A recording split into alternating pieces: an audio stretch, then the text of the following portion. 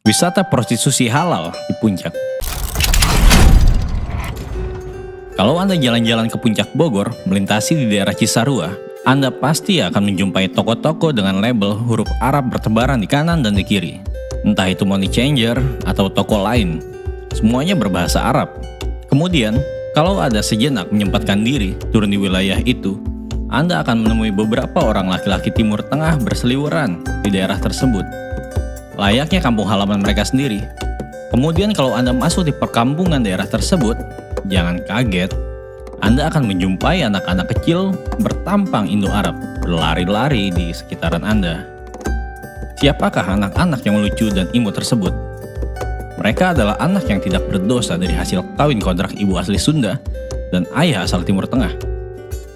Sejatinya kawin kontrak adalah cara syariah para pendosa itu untuk melakukan perzinahan dan bentuk prostitusi terselubung.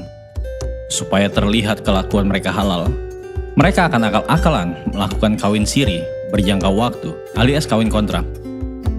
Keberadaan lokasi prostitusi bernuansa agamis di Puncak sudah terjadi puluhan tahun dan dibiarkan bebas oleh aparat pemerintahan daerah dan keamanan setempat. Apakah mereka tidak tahu? Semua orang waras tahu apa yang terjadi di sana karena dilakukan secara terang benderang. Dan saat ini, area prostitusi bersertifikat halal tersebut sudah merambah jauh, tidak hanya di Cisarua, tapi juga merambah ke arah sekitaran Taman Bunga Cipanas. Di daerah tersebut kehidupan malam begitu hidup, hotel-hotel berdiri megah, dan semua bernuansa Timur Tengah dengan label bahasa Arab. Ini sebuah ironi, karena kedua daerah tersebut, Kabupaten Bogor dan Cianjur, telah memproklamirkan dirinya sebagai daerah bernuansa Islam yang kuat. Saya tidak tahu di mana aparat Pemda di kedua daerah tersebut menyembunyikan otak dan akal sehatnya. Semua bentuk kejahatan bernuansa keselangkangan ini dibiarkan puluhan tahun tanpa tersentuh.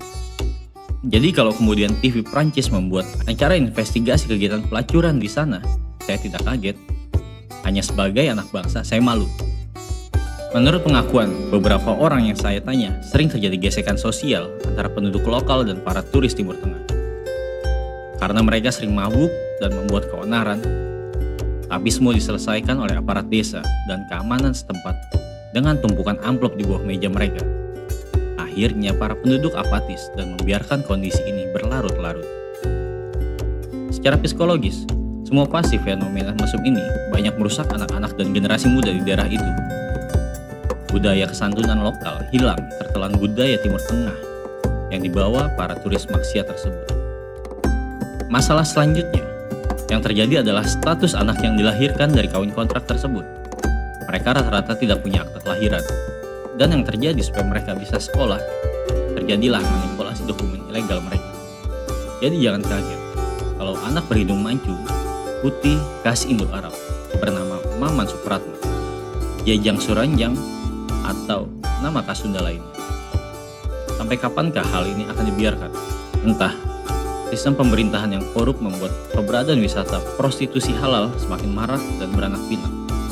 Jadi jangan tersinggung kalau dalam tangan video di bawah sedikit melecehkan rasa kebangsaan kita sebagai sebuah entitas bangsa. Saya miris melihatnya. Kembalikan kejayaan negeri matahari.